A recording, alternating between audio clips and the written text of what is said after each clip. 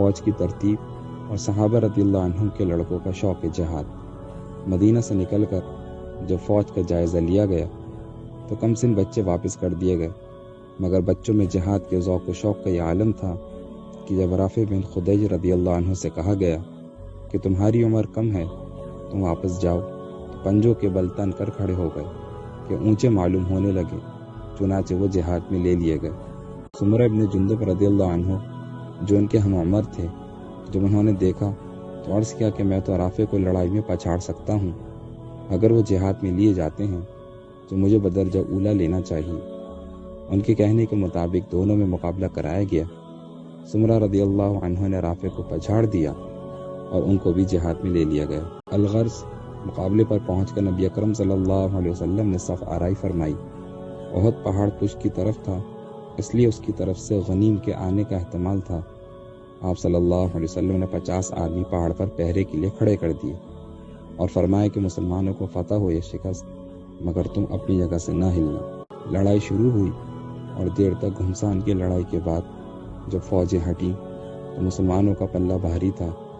قریش بدحواس ہو کر منتشر ہو گئے۔ مسلمانوں نے مال غنیمت جمع کرنا شروع کر دیا۔ یہ دیکھتے ہی وہ لوگ بھی اپنی جگہ چھوڑ کر آ گئے جن کو عقب کی جانب پہاڑ کی نگرانی کے لیے مقرر فرمایا تھا۔ ان کے امیر عبداللہ بن جبیر رضی اللہ عنہ نے بہت منع کیا، مگر وہ یہ سمجھ کر کہ اب یہاں ٹھہرنے کی ضرورت نہیں رہی، یہاں سے ہٹ گئے۔ یہاں صرف چند صحابہ رہ گئے۔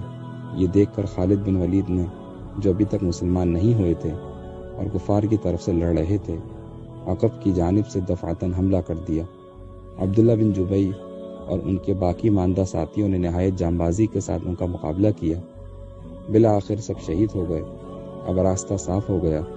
خالد اپنے دستے کے ساتھ مسلمانوں پر ٹوٹ پڑے اور دونوں فوجیں اس طرح مل گئیں کہ خود مسلمان کے ہاتھ سے مارے گئے۔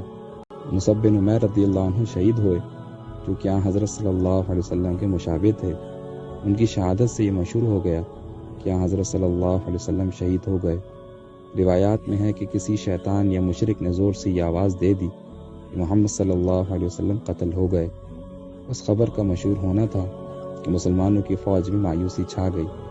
بڑے بڑے بہادروں کے پاؤں اکھڑ گئے، لیکن بہت سے جانثار لوگ اس وقت بھی سرگرم قتال تھے، مگر سب کی نگاہیں اسی کعبہ مقصود صلی اللہ علیہ وسلم کو اشتیاق کے ساتھ ڈھونڈ رہی تھیں۔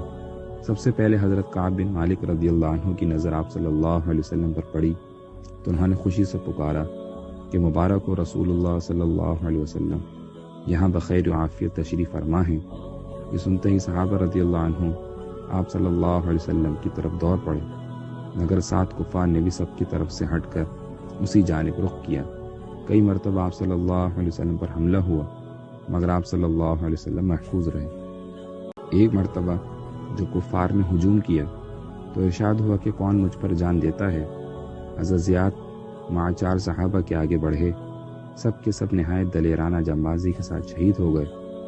جب زیاد رضی اللہ عنہ زخمی ہو کر گرے تو ارشاد فرمایا کہ ان کا جسم قریب لاؤ۔